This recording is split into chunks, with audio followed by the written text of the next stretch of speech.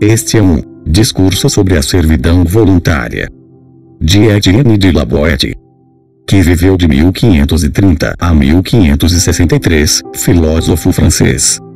Muita gente a mandar não me parece bem. Um só chefe, um só rei, é o que mais nos convém. Assim proclamava publicamente Ulisses em Homero, Ilíada, capitão, e teria toda a razão se tivesse dito apenas: muita gente a mandar não me parece bem. Deveria, para ser mais claro, ter explicado que o domínio de muitos nunca poderia ser boa coisa pela razão de o domínio de um só que usurpe o título de soberano ser já assaz duro e pouco razoável. Em vez disso, porém, acrescentou: um só chefe, um só rei, é o que mais nos convém. Uma única desculpa terá Ulisses e é a necessidade que teve de recorrer a tais palavras para apaziguar as tropas amotinadas, adaptando, julgo, o discurso às circunstâncias mais do que à verdade.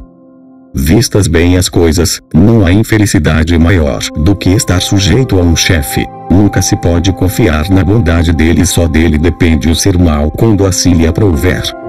Ter vários anos é ter outros tantos motivos para se ser extremamente desgraçado. Não quero por enquanto levantar o discutidíssimo problema de saber se as outras formas de governar a coisa pública são melhores do que a monarquia. A minha intenção é antes interrogar-me sobre o lugar que a monarquia cabe, se algum lhe cabe, entre as mais formas de governar. Porque não é fácil admitir que o governo de um só tenha a preocupação da coisa pública. É melhor, todavia, que esse problema seja discutido separadamente, em tratado próprio, pois é daqueles que traz consigo toda a casta de disputas políticas. Quero para já, se possível, esclarecer tão somente o fato de tantos homens, tantas vilas, cidades e nações suportarem às vezes um tirano que não tem outro poder de prejudicá-los enquanto eles quiserem suportá-lo, que só lhes pode fazer mal enquanto eles preferem aguentá-lo a contrariá-lo. Digno de espanto, se bem que vulgaríssimo, e tão doloroso quanto impressionante, é ver milhões de homens a servir, miseravelmente curvados ao peso do jugo, esmagados não por uma força muito grande, mas aparentemente dominados e encantados apenas pelo nome de um só homem, cujo poder não deveria assustá-los, visto que é um só, e cujas qualidades não deveriam prezar, porque os trata desumana e cruelmente. Tal é a fraqueza humana. Temos frequentemente de nos curvar perante a força, somos obrigados a contemporizar, não podemos ser sempre os mais fortes. Se, portanto, uma nação é pela força da guerra obrigada a servir a um só, como a cidade de Atenas aos 30 tiranos, não nos espanta que ela se submeta. Devemos antes lamentá-la. Ou então, não nos espantarmos nem lamentarmos, mas sofrermos com paciência e esperarmos que o futuro traga dias mais felizes. Está na nossa natureza o deixarmos que os deveres da amizade ocupem boa parte da nossa vida. É justo amarmos a virtude, estimarmos as boas ações, ficarmos gratos aos que fazem o bem, renunciarmos a certas comodidades para melhor honrarmos e favorecermos aqueles a quem amamos e que o merecem. Assim também, quando os habitantes de um país encontram uma personagem notável que dê provas de ter sido previdente a governá-los, arrojado a defendê-los e cuidadoso a guiá-los, passam a obedecer-lhe em tudo e a conceder-lhe certas prerrogativas. É uma prática reprovável, porque vão acabar por afastá-lo da prática do bem e empurrá-lo para o mal. Mas em tais casos julga-se que poderá vir sempre bem e nunca mal de quem um dia nos fez bem. Mas o que vem a ser isto, afinal? Que nome se deve dar a esta desgraça? Que vício, que triste vício é este? Um número infinito de pessoas não a obedecer, mas a servir, não governadas mas tiranizadas, sem bens, sem paz, sem vida a que possam chamar sua. Suportar a pilhagem, as luxúrias, as crueldades, não de um exército, não de uma horda de bárbaros, contra os quais dariam o sangue e a vida, mas de um só. Não de um Hércules ou de um Sansão, mas de um só indivíduo, que muitas vezes é o mais covarde e mulherengo de toda a nação, acostumado não tanto à poeira das batalhas como à areia dos torneios, menos dotado para comandar homens do que para ser escravo de mulheres. Chamaremos a isto covardia. Temos o direito de afirmar que todos os que a se servem são uns míseros covardes. É estranho que 2, 3 ou 4 se deixem esmagar por um só, mas é possível. Poderão dar a desculpa de lhes ter faltado ânimo. Mas quando vemos 100 ou 1000 submissos a um só, não podemos dizer que não querem ou que não se atrevem a desafiá-lo. Como não é covardia, poderá ser desprezo, poderá ser desdém. Quando vemos não já 100, não já 1000 homens, mas 100 países, 1000 cidades e 1 milhão de homens submeterem-se a um só, todos eles servos e escravos, mesmo os mais favorecidos, que nome é que isto merece? Covardia. Ora, todos os vícios têm naturalmente um limite além do qual não podem passar. 2 podem ter medo de 1, ou até mesmo 10. Mas se 1000 homens, se 1 milhão deles, se 1000 cidades não se defendem de um só, não pode ser por covardia. A covardia não vai tão longe, da mesma forma que a valentia também tem os seus limites. Um só não escala uma fortaleza, não defronta um exército, não conquista um reino. Que vício monstruoso então é este que sequer merece um nome vil de covardia? Que a natureza nega ter criado, a que a língua se recusa a nomear. Disponham-se de um lado 50 homens armados e outros tantos de outro lado. Ponham-se em ordem de batalha, prontos para o combate, sendo uns livres e lutando pela liberdade, enquanto os outros tentam arrebatá-la dos primeiros. A quais deles, por conjectura, se atribui a vitória? Quais deles irão para a luta com maior entusiasmo? Os que, em recompensa deste trabalho, receberão o prêmio de conservar a liberdade, ou os que, dos golpes que derem ou receberem, esperam tão somente a servidão? Os primeiros têm constantemente diante dos olhos a felicidade de sua vida passada, a esperança de no porvir a poderem conservar. Preocupa-os menos o que têm de sofrer no decurso da batalha do que tudo o que vão ter de suportar eles, os filhos e toda a posteridade. Os outros nada têm que os anime, a não ser um pouco de cobiça que é insuficiente para protegê-los do perigo, e tão pouco ardente que não tardará a extinguir-se logo que derramem as primeiras gotas de sangue. Nas muito famosas batalhas de Milcíades, Leônidas e Temístocles, travadas há já 2000 anos e que permanecem tão frescas na memória dos livros e dos homens como se tivessem acontecido ontem, nessas batalhas travadas na Grécia para bem da Grécia e exemplo do mundo inteiro, donde terá vindo aos gregos escassos não digo o poder mas o ânimo para se oporem à força de navios tão numerosos que mal cabiam no mar? E para desbaratarem nações tão numerosas que em toda a armada grega não se achariam soldados que chegassem para preencherem, se tal fosse mister, os postos de comandantes desses navios. É que, em boa verdade, o que estava em causa nesses dias gloriosos não era tanto a luta entre gregos e persas como a vitória da liberdade sobre a dominação, da razão sobre a cupidez. Quantos prodígios temos ouvido contar sobre a valentia que a liberdade põe no coração dos que a defendem. Mas o que acontece afinal em todos os países, com todos os homens, todos os dias? Quem, só de ouvir contar, sem o ter visto, acreditaria que um único homem tenha logrado esmagar 1000 cidades, privando-as da liberdade? Se casos tais acontecessem apenas em países remotos e outros não os contassem, quem não diria que era tudo invenção e impostura? Ora, o mais espantoso é sabermos que nem sequer é preciso combater esse tirano, não é preciso defendermos-nos dele. Ele será destruído no dia em que o país se recuse a servi-lo. Não é necessário tirar-lhe nada, basta que ninguém lhe dê coisa alguma. Não é preciso que o país faça coisa alguma em favor de si próprio, basta que não faça nada contra si próprio. São, pois, os povos que se deixam oprimir, que tudo fazem para serem esmagados, pois deixariam de ser no dia em que deixassem de servir.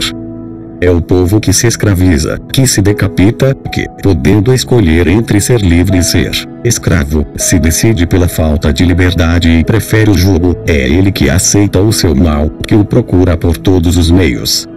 Se fosse difícil recuperar a liberdade perdida, eu não insistiria mais. Haverá coisa que o homem deva desejar com mais ardor do que o retorno à sua condição natural, deixar, digamos, a condição de alimária e voltar a ser homem.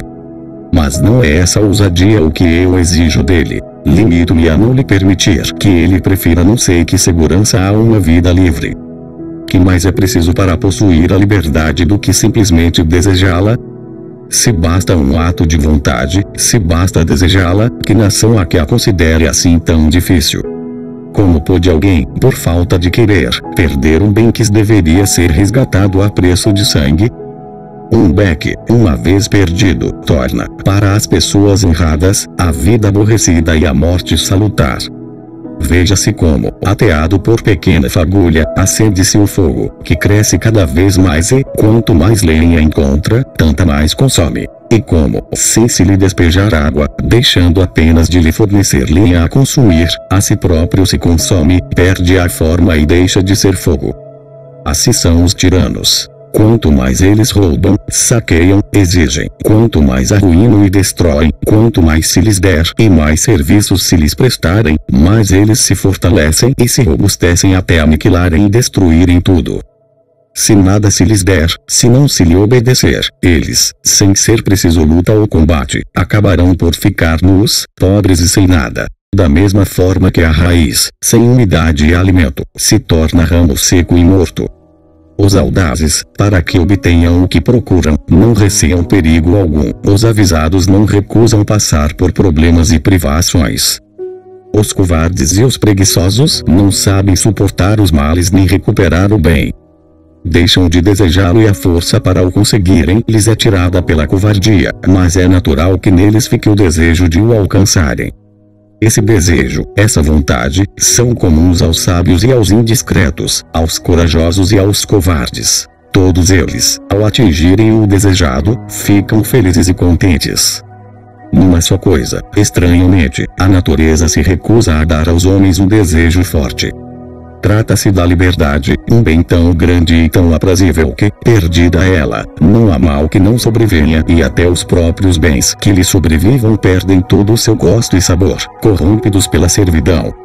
A liberdade é a única coisa que os homens não desejam, isso por nenhuma outra razão, julgo eu, senão a de que lhes basta desejá-la para a possuírem, como se recusassem conquistá-la por ela ser tão simples de obter.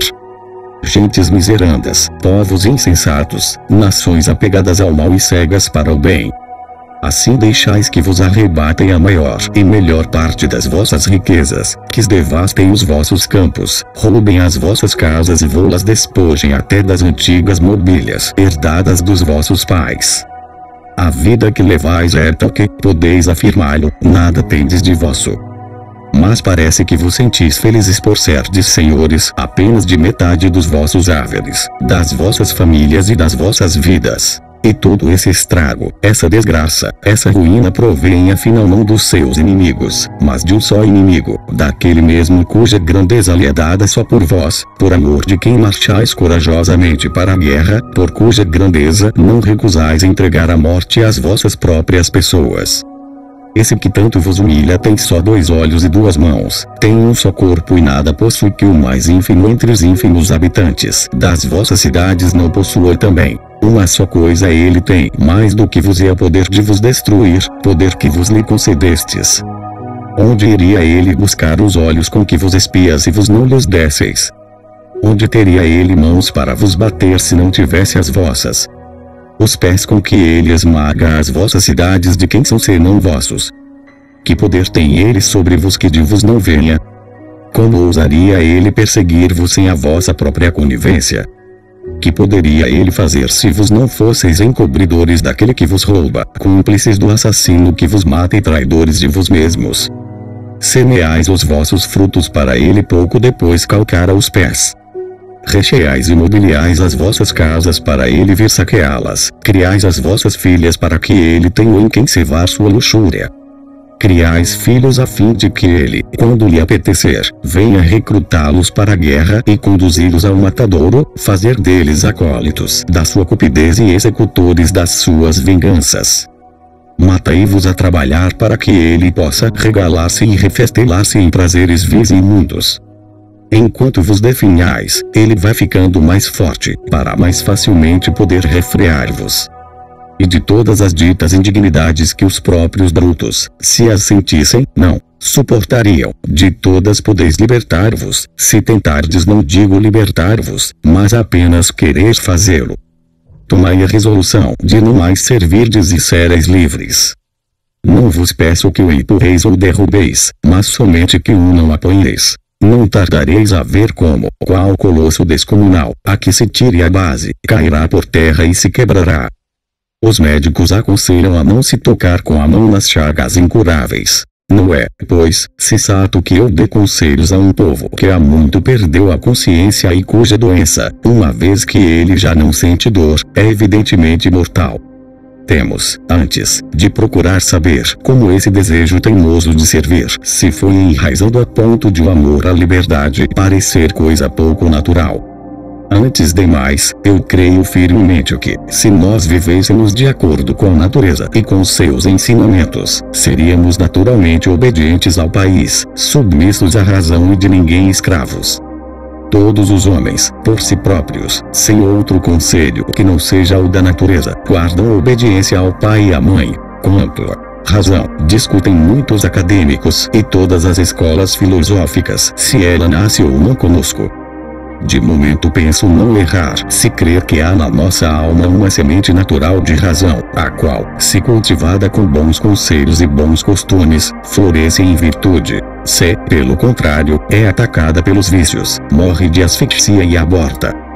Uma coisa é claríssima na natureza, tão clara que a ninguém é permitido ser cego a tal respeito, e é o fato de a natureza, ministra de Deus e governanta dos homens, nos ter feito todos iguais, com igual forma, aparentemente no mesmo molde, de forma a que todos nos reconhecêssemos como companheiros ou mesmo irmãos. Ao fazer as partilhas dos dons que nos legou, deu, mais a uns do que a outros, certos dons corporais e espirituais. Mas é igualmente certo que não pretendeu pôr-nos neste mundo como um campo fechado, nem deu aos mais fortes e aos mais avisados ordem para, quais salteadores emboscados no mato e armados, dizimarem os mais fracos. É de crer, isso sim, que, favorecendo alguns e desfavorecendo outros, pretende dar lugar à fraterna afeição, dar-lhes meios de se manifestar, pois se a uns assiste o poder de ajudar, os outros tinham necessidade de ser ajudados.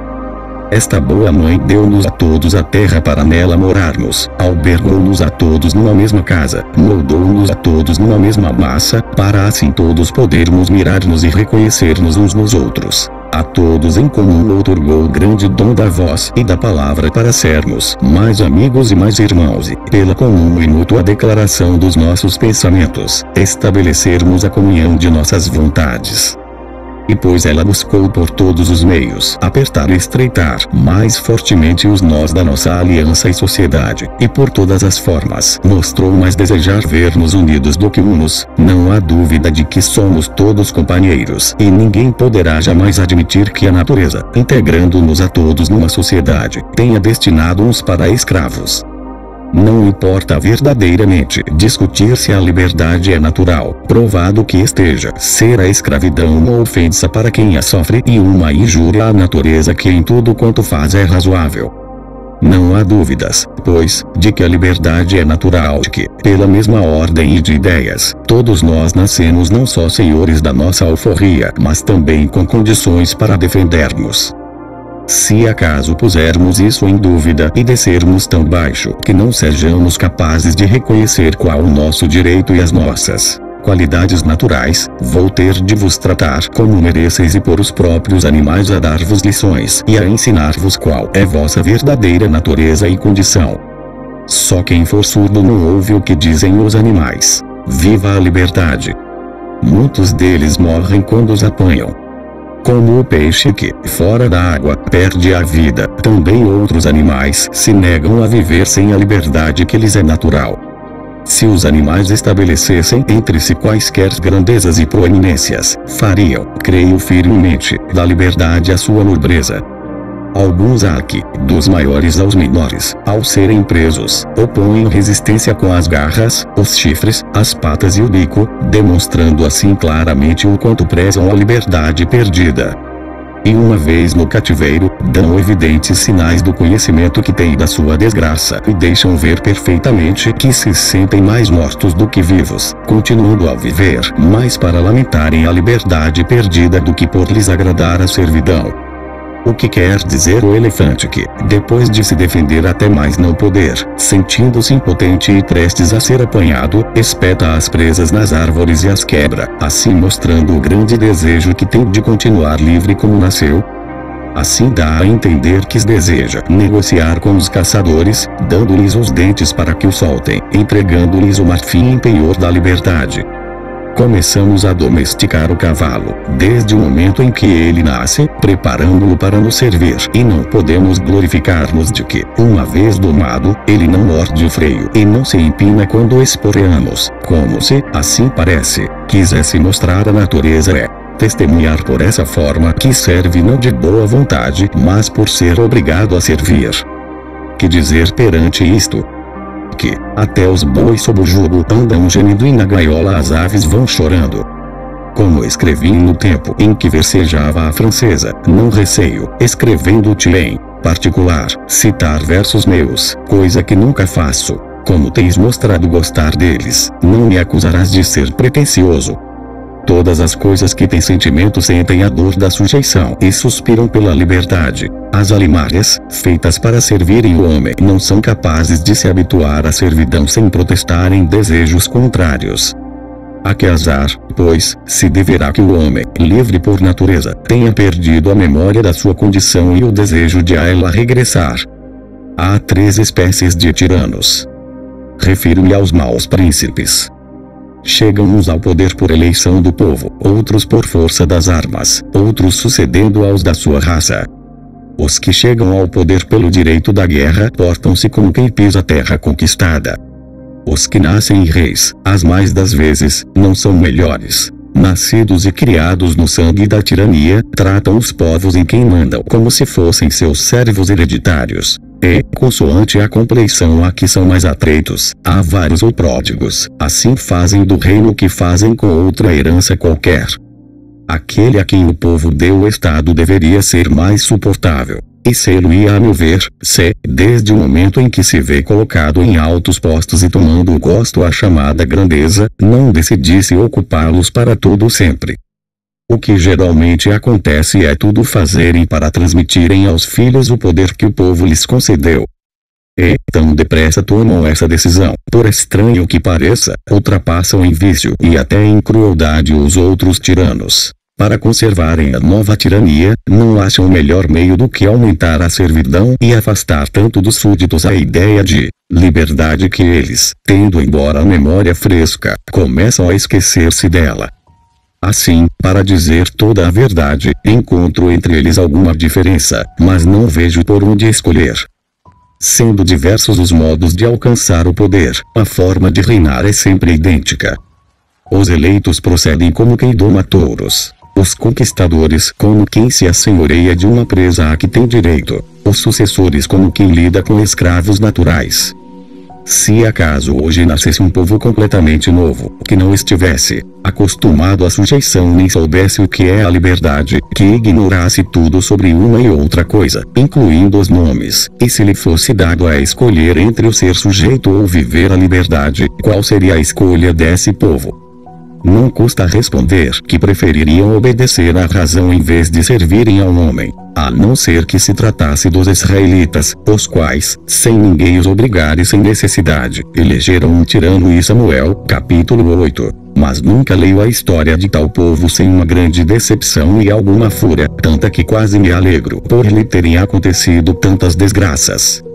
Uma coisa é certa, porém. Os homens, enquanto neles houver algo de humano, só de deixam subjugar, se foram forçados ou enganados. Enganados pelas armas estrangeiras, como Esparta e Atenas pelas forças de Alexandre, ou pelas facções, como aconteceu quando o governo de Atenas caiu nas mãos de Pisístrates.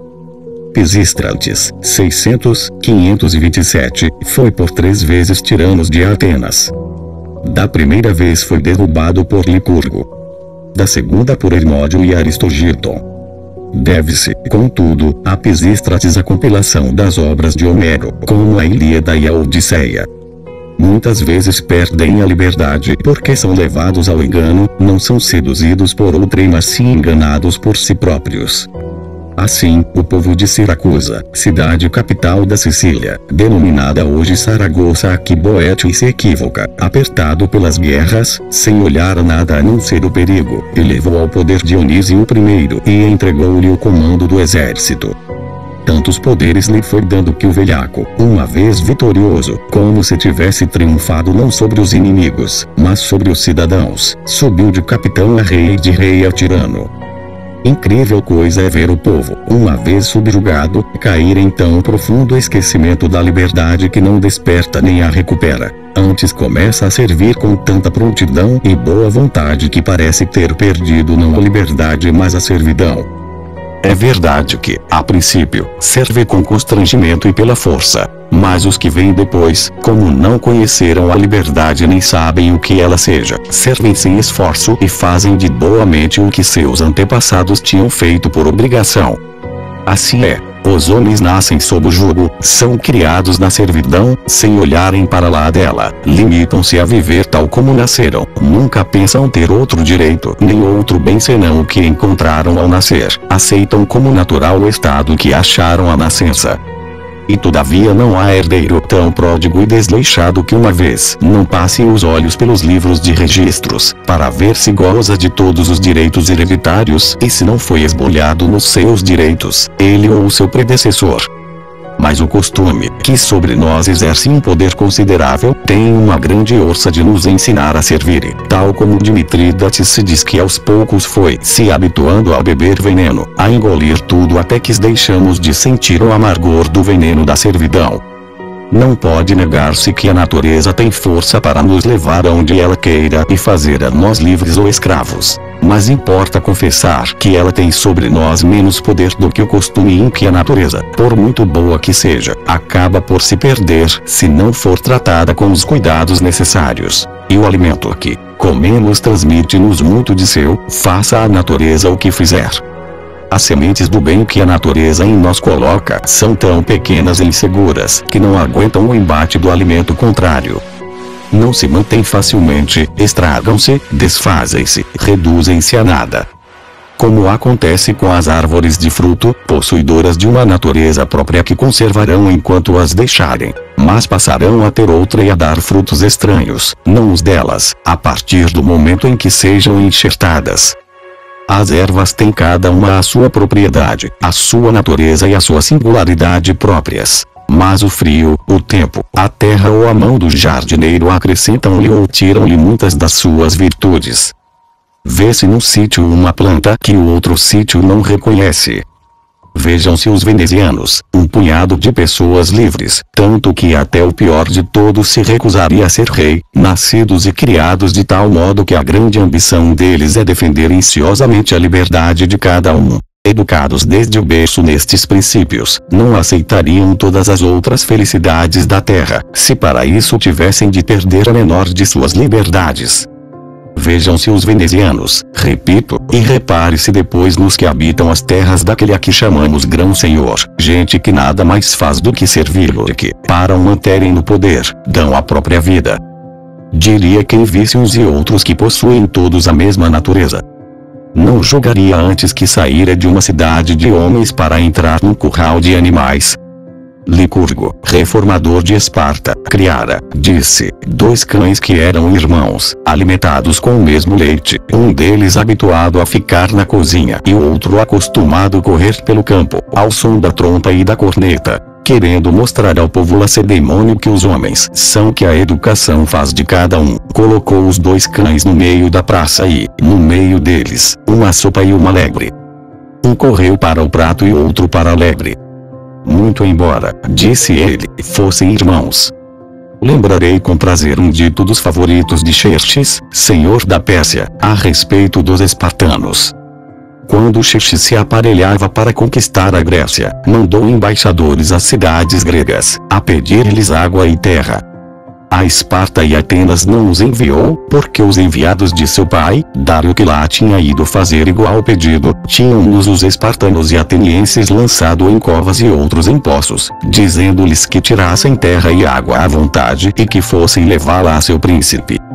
Nenhum daqueles povos tolerava que, sequer por palavras, alguém lhes tocasse na liberdade. por assim terem feito, viram os espartanos que tinham incorrido no ódio dos próprios deuses, especialmente no de Taltíbio, deus dos arautos. Para os apaziguarem, mandaram a Xerxes 2 cidadãos, para que fossem à presença dele e ele os tratasse como lhe aprouvesse, tirando assim a desforra dos embaixadores que seu pai enviara e tinham sido mortos. 2 espartanos, um de nome Especto e o outro Bulis, ofereceram-se voluntariamente para esta missão. Foram e, pelo caminho, entraram no palácio de um persa chamado Gidarno, lugar-tenente do rei em todas as cidades do litoral da Ásia. Este os recebeu com muita honraria. E, como fossem conversando sobre vários assuntos, perguntou-lhes que motivos tinham para recusarem a amizade do rei. Podeis crer, espartanos, dizia-lhes, juro-vos que o rei sabe honrar quem o merece, se vos tornardes seus súditos, vereis que assim é. Se aceitardes e ele vos conhecer, vereis como será cada um de vos nomeado imediatamente senhor de uma cidade da Grécia. Ao que lhe responderam os lacedemônios: ruim conselho é o que nos dás, Gidarno. Ó, bem que nos prometes, já o experimentaste, mas nada sabes do que nós já possuímos. Gozas do favor do rei, mas nada sabes da liberdade, do gosto que ela tem, da sua doçura.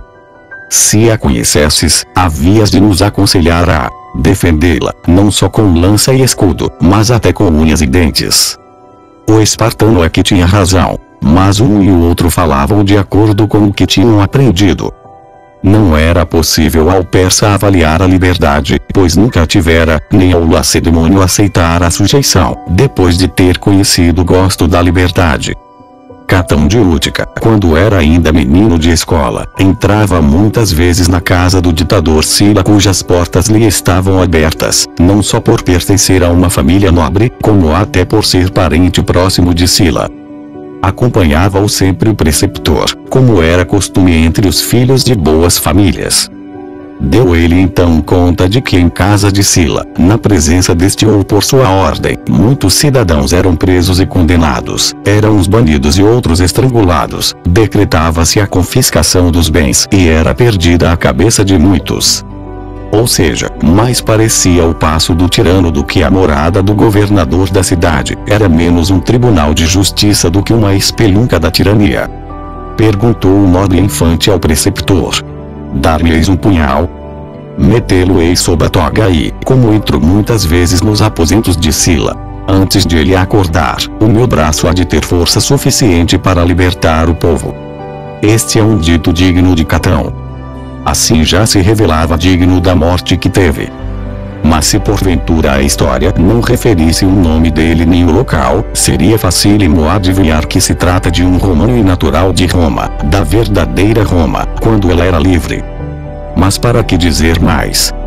Em boa verdade não creio que o país ou a terra importem muito. Em todos os países, em todos os climas, sabe mal a sujeição e é gostosa a liberdade. Dignos de dó são os que nasceram com a canga no pescoço. Devem ser desculpados e perdoados, pois, nunca tendo visto sequer a sombra da liberdade e ninguém lhe tendo mostrado, não sabe como é mal serem escravos. Há países em que o sol aparece de modo diverso daquele a que estamos habituados. Depois de brilhar durante 6 meses seguidos, deixa-os ficar mergulhados na escuridão, nunca os visitando no meio do ano. Se os que nasceram durante essa longa noite nunca tivessem ouvido falar do dia, seria de espantar que eles se habituassem às trevas em que nasceram e nunca desejassem a luz. Nunca se lastima o que não se conhece, só se tem desgosto depois de ter gozado prazer. Depois de se ter conhecido bem e se recordar a alegria passada. É natural no homem o ser livre e o querer sê-lo, mas está igualmente na sua natureza ficar com certos hábitos que a educação lhe dá. Diga-se, pois, que acaba por ser natural tudo que o homem obtém pela educação e pelo costume, mas da essência da sua natureza é o que lhe vem da mesma natureza pura e não alterada. Assim, a primeira razão da servidão voluntária é o hábito. Provam-nos cavalos sem rabo que no princípio mordem o freio e acabam depois por brincar com ele. E os mesmos que se rebelavam contra a sela acabam por aceitar a albarda e usam muito ufanos e vaidosos os arreios que os apertam. Afirmam que sempre viveram na sujeição, que já os pais assim tinham vivido. Pensam que são obrigados a usar freio, provam-no com exemplos e com o fato de há muitos serem propriedade daqueles que os tiranizam. Mas a verdade é que os anos não dão o direito de se praticar o mal, antes agravam a injúria. Sempre haverá umas poucas almas melhor nascidas do que outras, que sentem o peso do jugo e não evitam sacudi-lo, almas que nunca se acostumam à sujeição e que, a imitação de Ulisses, o qual por mar e terra procurava avistar o fundo de sua casa, nunca se esquecem dos céus, privilégios naturais, nem dos antepassados e de sua antiga condição.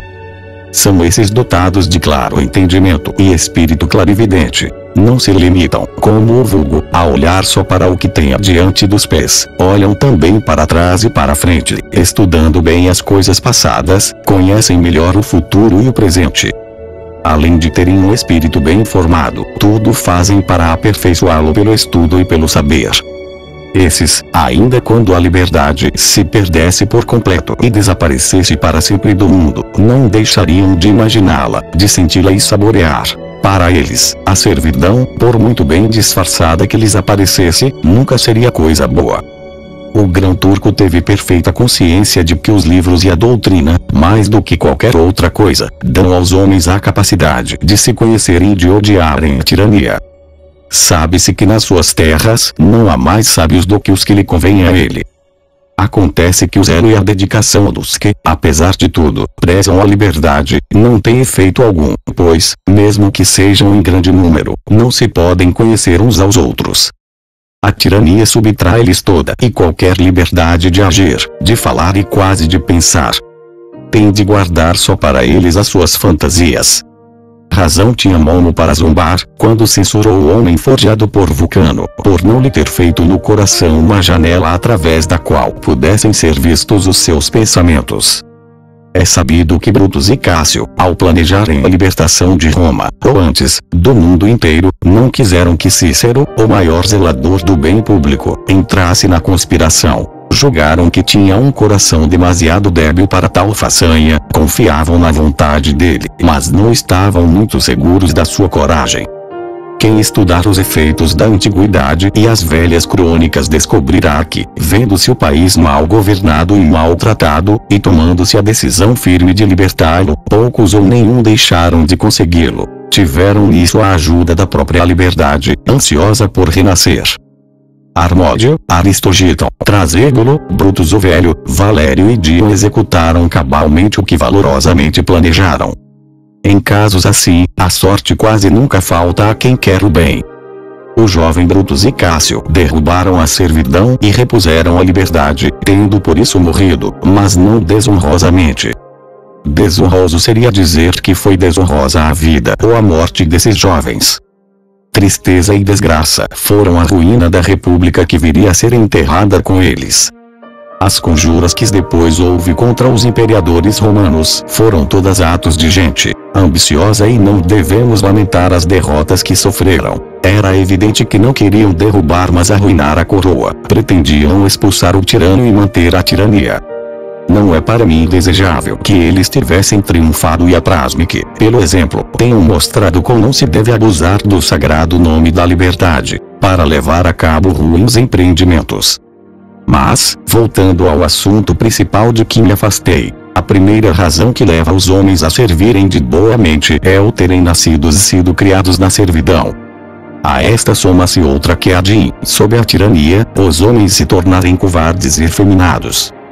Nisso concordo com Hipócrates, pai da medicina, que assim afirmou e escreveu num de seus livros, intitulado Das Doenças.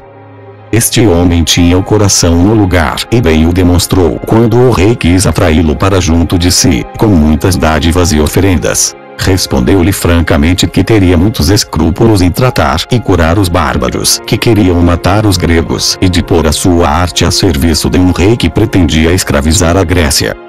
A carta que lhe mandou pode ainda hoje ver-se entre as suas outras obras e constituirá, para todo sempre uma prova do seu bom coração e de sua natureza nobre. Com a perda da liberdade, perde-se imediatamente a valentia. As pessoas escravizadas não mostram no combate qualquer ousadia ou intrepidez. Vão para o castigo como que manietadas e entorpecidas, como quem vai cumprir uma obrigação. E não sentem arder no coração o fogo da liberdade que faz desprezar o perigo e dá ganas de comprar com a morte, ao lado dos companheiros, a honra da glória. Entre homens livres, todos disputam invejosamente quem há de ser o primeiro a servir o bem comum. Todos desejam ter o seu quinhão no mal da derrota ou no bem da vitória. Mas as pessoas escravizadas, além desta falta de valor na guerra, perdem também a energia em todo o resto, têm o coração abatido e mole e não são capazes de grandes ações. Os tiranos o sabem e, à vista deste vício, tudo fazem para piorá-lo. Xenofonte, historiador grave e da melhor cepa entre os gregos, em um livro fez Simônides falar com Hierão, rei de Siracusa, sobre as misérias dos tiranos. É um livro eivado de bons costumes e graves argumentos e, a meu ver, escrito com muita graça. Bom seria que todos os tiranos que já houve pusessem diante dos olhos e dele se servissem como de um espelho. Não creio que deixassem de ver nele todas as suas verrugas e não se envergonhassem de todas as suas manchas. Conta no referido tratado o tormento por que passam os tiranos que, por fazerem mal a todos devem temer. Diz entre outras coisas que os maus reis recorrem a estrangeiros para fazerem a guerra, subornam-nos e não se atrevem a meter armas nas mãos dos próprios súditos a quem ofenderam. Reis houve, alguns até franceses, mais outrora do que nos dias de hoje, que contrataram para a guerra mais de uma nação estrangeira, com intenção de preservarem os seus, por acharem que não era perdido dinheiro gasto em defesa das pessoas. Era o que dizia Cipião, o grande africano, julgo, para quem valia mais defender a vida de um cidadão do que desbaratar-se inimigos. Mas não há dúvida alguma de que o tirano se julga absolutamente seguro e só se preocupa quando percebe que já não tem a seu serviço um único homem de valor. Com razão se lhe poderá dizer nessa altura o que Trasão, em Terêncio, se glória de ter dito ao domador de elefantes: tão bravo vos hei mostrado, que sois das bestas criado. Mas esse estratagema com que os tiranos humilham os súditos está, mais do que em qualquer outro lado, explicitado no que Ciro fez aos lídios, depois de se ter apoderado de Sardes, capital da Lídia, quando aprisionou o riquíssimo rei Creso e o levou cativo. Trouxeram-lhe a notícia de que os de Sardes se tinham revoltado. Ter-lhe-ia sido fácil dominá-los. Não desejando saquear uma tão bela cidade nem querendo destacar para lá um exército que a vigiasse, recorreu a um outro expediente. Fundou nela bordéis, tabernas e jogos públicos e publicou um decreto que obrigava os habitantes a frequentá-los. Tão bons resultados teve esta guarnição que foi desnecessário daí em diante levantar a espada contra os lídios. Os desgraçados divertiram-se a inventar toda a casta de jogos, de tal forma que a palavra latina usada para significar passatempos é a palavra ludim, que vem de lidim, lídios. Nem todos os tiranos foram tão explícitos no seu desejo de efeminarem os homens, mas o que este ordenou formalmente foi, em grande parte, realizado de forma velada. É muito próprio do vulgo, mormente o que pulula nas cidades, desconfiar de quem o estima e ser ingênuo para com aqueles que o enganam. Atrair o pássaro com o apito ou o peixe com a isca do anzol é mais difícil que atrair o povo para a servidão, pois basta passar-lhes junto à boca um engodo insignificante. É espantoso como eles se deixam levar pelas cócegas. Os teatros, os jogos, as farsas, os espetáculos, as feiras exóticas, as medalhas, os quadros e outras bugigangas eram para os povos antigos engodos da servidão, preço da liberdade, instrumentos da tirania. Deste meio, desta prática, destes engodos se serviam os tiranos para manterem os antigos súditos sob o jugo. Os povos, assim ludibriados, achavam bonitos estes passatempos, divertiam-se com o vão prazer que lhes passava diante dos olhos e habituavam-se a servir com simplicidade igual, se bem que mais nociva, a das crianças que aprendem a ler atraídas pelas figuras coloridas dos livros iluminados. Os tiranos romanos decretaram também na celebração frequente das decenárias públicas, para as quais atraíam a canalha que põe acima de tudo os prazeres da boca. Nem o mais esclarecido de todos eles trocaria a malga da sopa pela liberdade da República de Platão. Os tiranos ofereciam o quarto de trigo, o cesteiro de vinho e o sestércio. E os vivas ao rei eram então coisa triste de ouvir. Não davam conta, os nécios, de que recuperavam dessa forma parte do que era seu e que não podia o tirano dar-lhes coisa que não lhes tivesse furtado antes.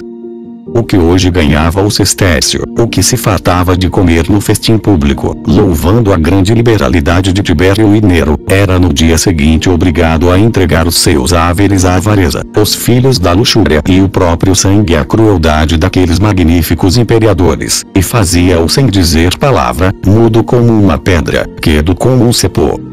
O povo sempre foi assim. É perante o prazer que honestamente não pode atingir, aberto e dissoluto, e face ao agravo e à dor que honestamente não deveria sofrer, insensível.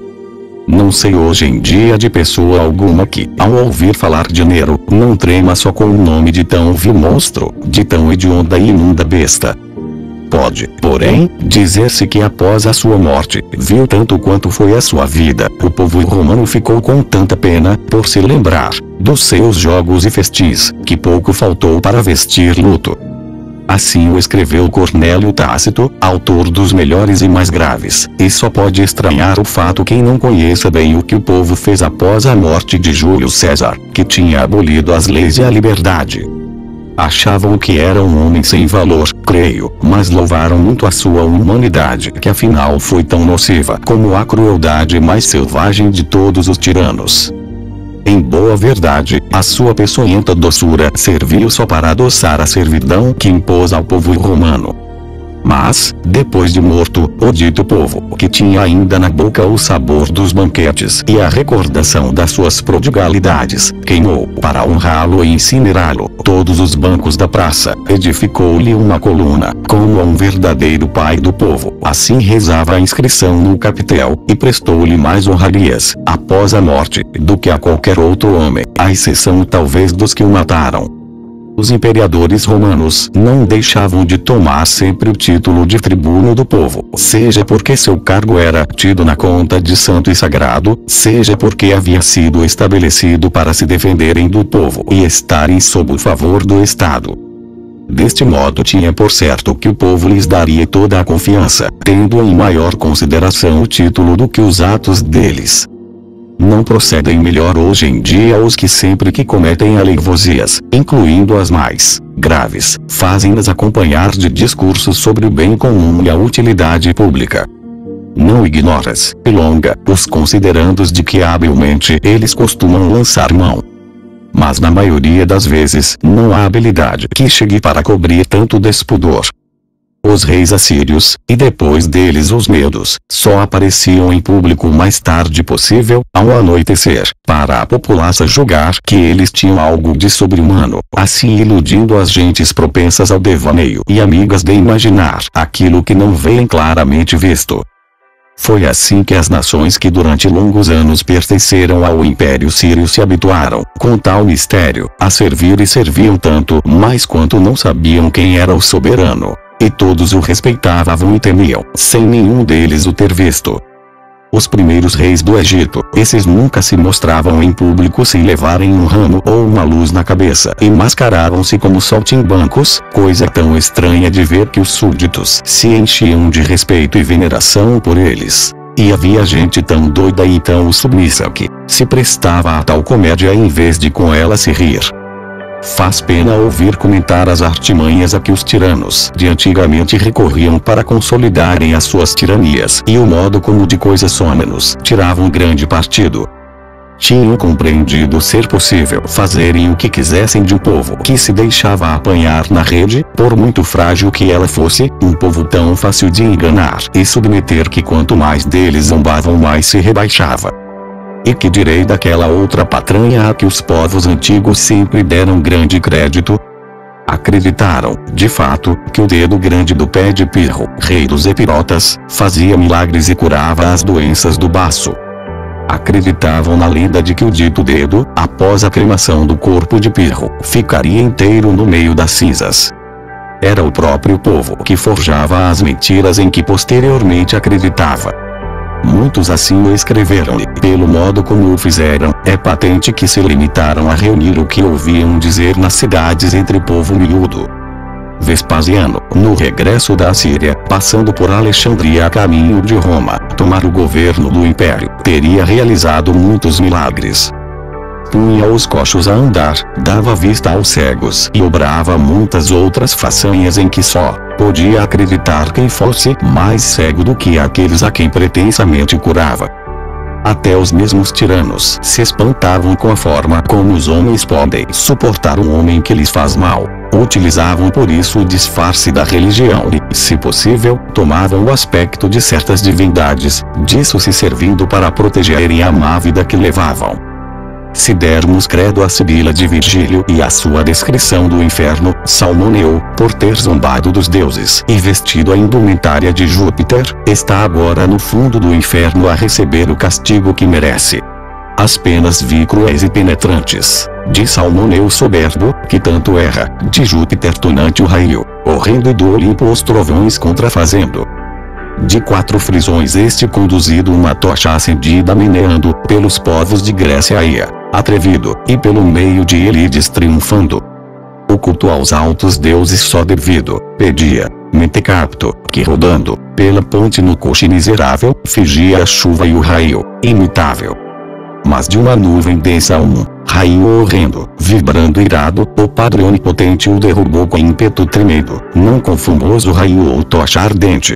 Eneida, Virgílio, capitão, se este, cujo crime foi fazer de tolo, padece hoje tais tormentos no inferno, é de crer que merecem muito pior os que abusaram da religião para fins ruins. Os nossos semearam pela França sapos, flores de lis, a ampola e a oriflama. Pela parte que mais me cabe, não ponho em dúvida que os nossos maiores e nós não temos razão de queixa, pois sempre tivemos reis bons em tempo de paz, valorosos na guerra, reis que, embora sendo de nascença, parecem ter sido não criados pela natureza, como os outros, mas eleitos por Deus Todo-Poderoso, antes de tomarem nas mãos as rédeas do governo e a guarda do reino. Ainda que assim não fosse, não poria em dúvida a verdade contada pelas nossas histórias. Nem as discutiria com vistas a rebaixar a nossa bela nação e deslustrar a nossa poesia francesa, a qual, mais do que remoçada, está hoje completamente renovada graças aos nossos Ronsard, Baif do Belay, que fizeram evoluir a nossa língua a pontos, ouso esperá-lo, de os gregos e latinos não serem em nada superiores, a não ser quiçá no direito de antiguidade.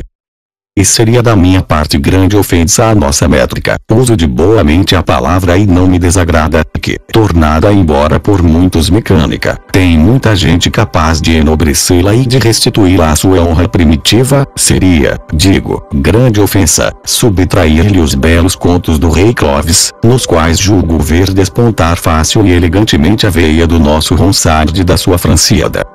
Presinto o seu alcance, reconheço-lhe a graça e finura de espírito. Tem arte para fazer da oriflama o que os romanos fizeram das ancilas, como diz Virgílio, e os escudos do céu jazendo em terra. Erguirá a nossa ampola tanto quanto os atenienses o cesto de Eríctono, e as nossas armas serão faladas tanto quanto foi a oliveira que ainda hoje se encontra na torre de Minerva. Seria de fato ultrajante renegar os nossos livros e desdizer os nossos poetas. Mas voltando ao assunto de que sem querer me afastei, quem mais do que os tiranos tem conseguido para sua segurança, habituar o povo não só à obediência e à servidão, mas até à devoção. Tudo, pois, o que até aqui disse sobre o hábito de as pessoas serem voluntariamente escravas aplica-se apenas às relações entre os tiranos e à raia miúda e embrutecida. Passarei agora a um ponto que, a meu ver, constitui o segredo e a mola da dominação, o apoio e o alicerce da tirania. Quem pensar que as alabardas dos guardas e das sentinelas protegem o tirano, está, na minha opinião, muito enganado. Usam-nos, creio, mais por formalidade e como espantalho do que por lhes merecerem a confiança. Os arqueiros vedam a entrada no passo aos pouco hábeis, aos que não têm meios, não aos bem armados e aos façanhudos. Dos imperadores romanos se pode dizer que foram menos os que escaparam de qualquer perigo por intervenção dos arqueiros do que os que pelos próprios guardas foram mortos. Não são as hordas de soldados a cavalo, não são as companhias de soldados peões, não são as armas que defendem o tirano. Parece à primeira vista incrível, mas é a verdade.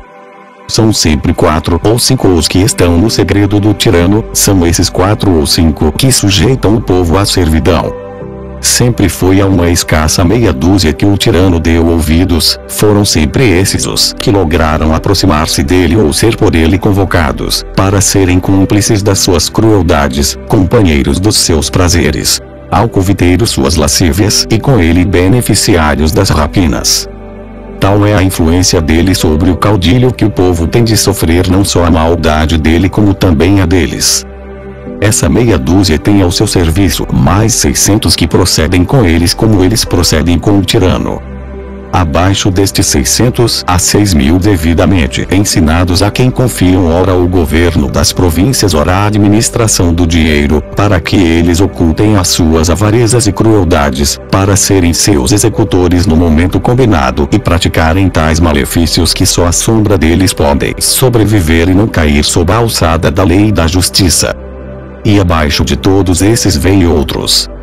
Quem queira perder tempo a desenredar esta complexa meada, descobrirá abaixo dos tais 6.000 mais 100.000 ou 100 milhões agarrados à corda do tirano, tal como em Homero Júpiter se gloria de que, puxando a corda, todos os deuses virão atrás. Tal cadeia está na origem do crescimento do Senado no tempo de Júlio, do estabelecimento de novos cargos e das eleições de ofícios, que não são de modo algum uma reforma na justiça, mas novo apoio à tirania. E, pelos favores, ganhos e lucros que os tiranos concedem chega-se a isto. São quase tantas pessoas a quem a tirania parece proveitosa como as que prezam a liberdade.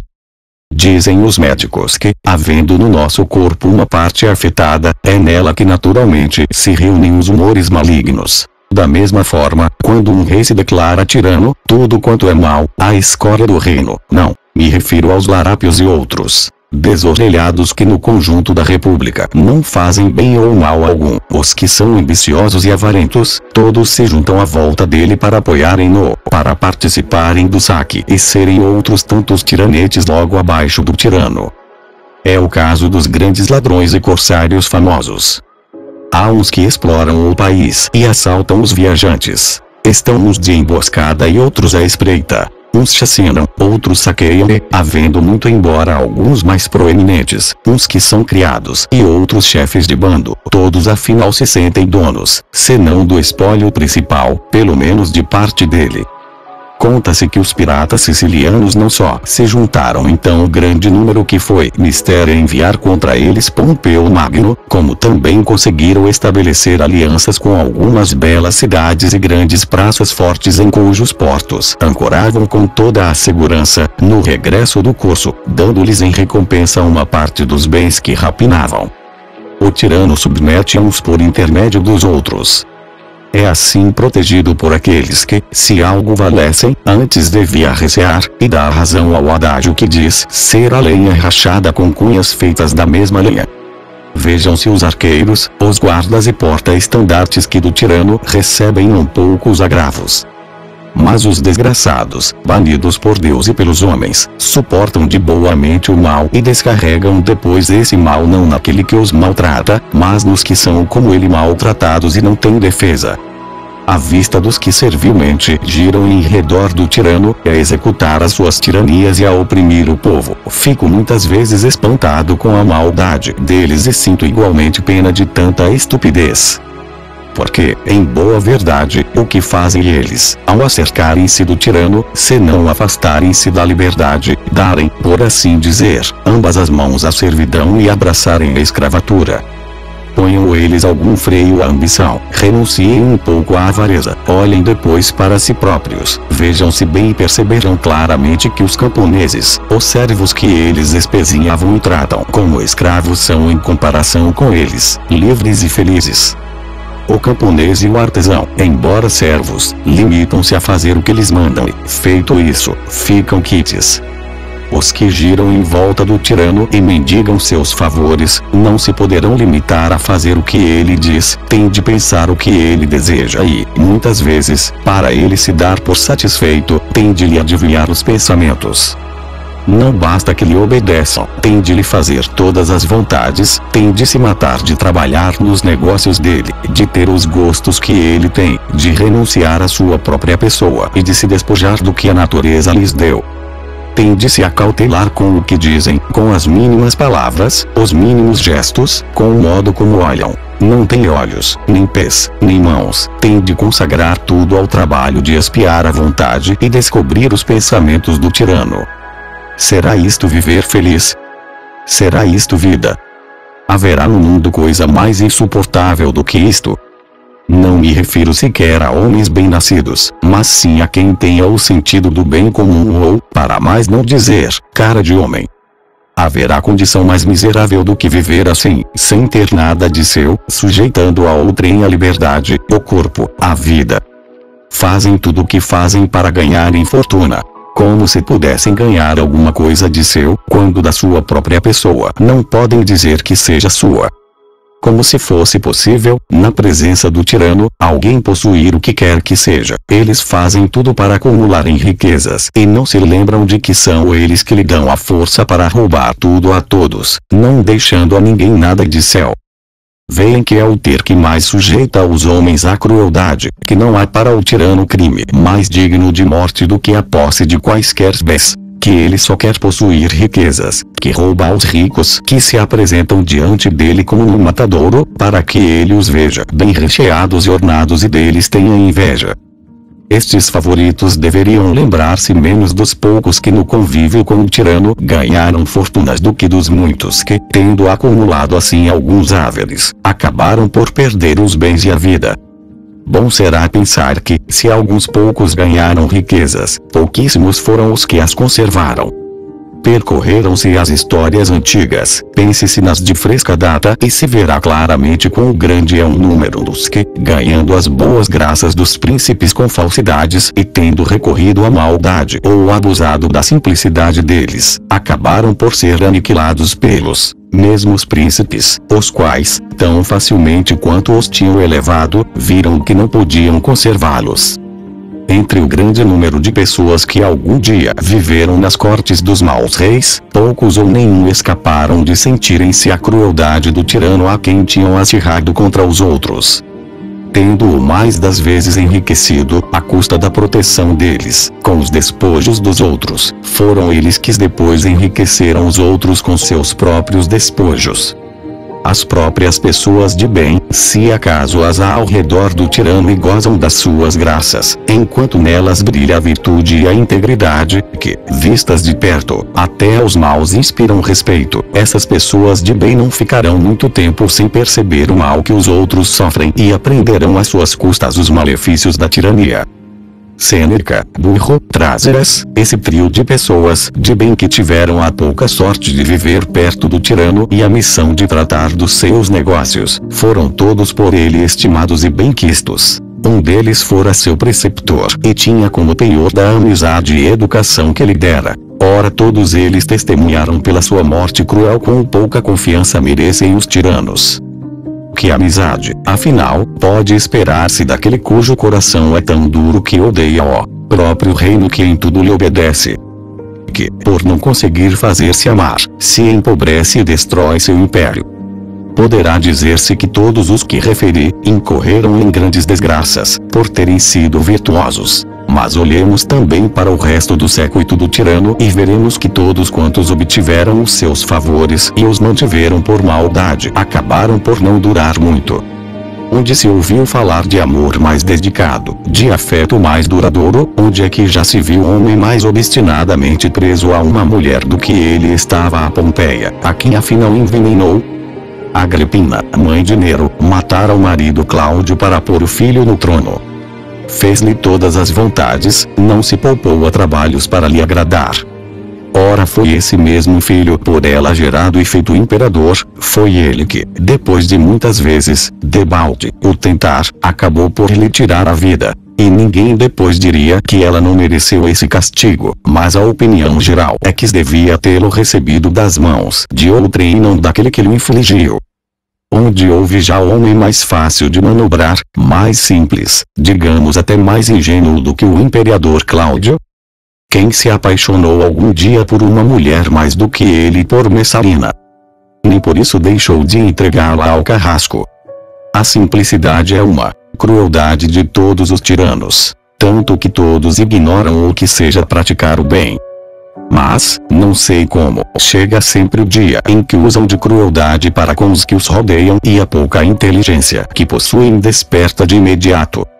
É bem conhecida a palavra daquele que, vendo-a descoberto o colo da mulher amada, sem a qual parecia não poder viver, a acariciou, dizendo: "Este belo pescoço, logo que eu o ordene, pode ser cortado."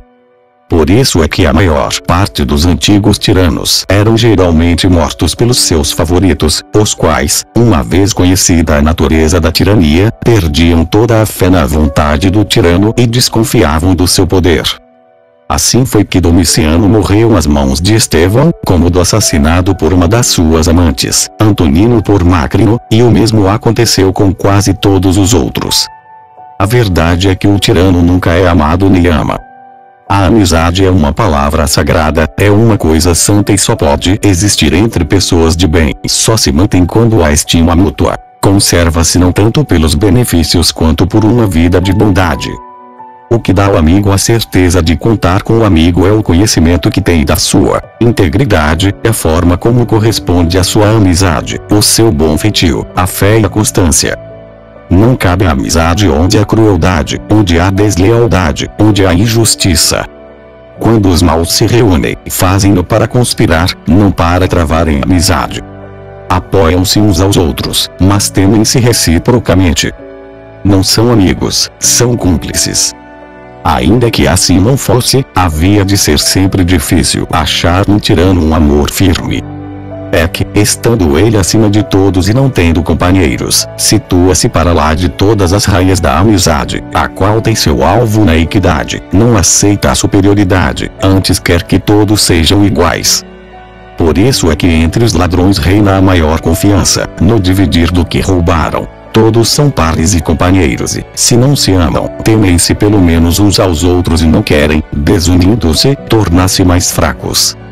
Quanto ao tirano, nem os próprios favoritos podem ter confiança nele, pois aprenderam por si que ele pode tudo, que não há direitos nem deveres a que esteja obrigado, a sua única lei é a sua vontade, não é companheiro de ninguém, antes é senhor de todos. Quão dignos de piedade, portanto, são aqueles que, perante exemplos tão evidentes, face a um perigo tão iminente, não aprendem com o que outros já sofreram.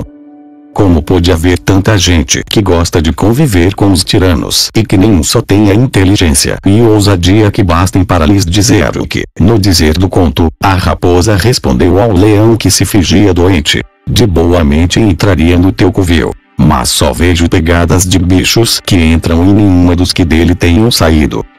Esses desgraçados só veem o brilho dos tesouros do tirano e ficam olhando espantados para o fulgor das suas suntuosidades. Deslumbrados com tanto esplendor, aproximam-se e não veem que estão a atirar-se para o meio de uma fogueira que não tardará a consumi-los. O sátiro indiscreto, reza a fábula, ao ver a seis o lume descoberto por Prometeu, achou tão belo que foi beijá-lo e se queimou. A borboleta que, esperando encontrar algum prazer, se atira ao fogo, vendo-o luzir, acaba por ser vítima de uma outra qualidade que o fogo tem: a de tudo queimar, diz o poeta Lucano. Vamos admitir que os favoritos consigam escapar às mãos daqueles a quem servem. Não escaparão do rei que vier depois. Se for bom, tudo fará para pedir contas e repor a justiça. Se for mau e semelhante ao que eles serviram, há de ter os seus favoritos que, evidentemente, além de pretenderem ocupar o lugar dos outros, hão de querer também os bens e as vidas deles. Assim sendo, como pode haver alguém que, no meio de tantos perigos, de tanta insegurança, queira ocupar tão desgraçada posição e servir com tal risco tão perigoso amo? Que tormento, que martírio este, Deus meu, viver dia e noite a pensar em ser agradável a alguém e, ao mesmo tempo, temê-lo mais do que a qualquer homem. Que tormento estar sempre de olho à espreita, de ouvido à escuta, a espiar de onde virá o golpe, para descobrir embustes, examinando sempre as feições dos companheiros, a ver se descobre quem o trai, rindo-se para todos, receando-os a todos, não tendo inimigo declarado nem amigo certo. Que tormento fazer sempre rosto risonho, tendo o coração trazido, não poder mostrar-se contente e não se atrever a ser triste. Aprazível é considerar o que eles ganham com tanto tormento, o que podem esperar dos trabalhos que passavam e da mísera vida que levam.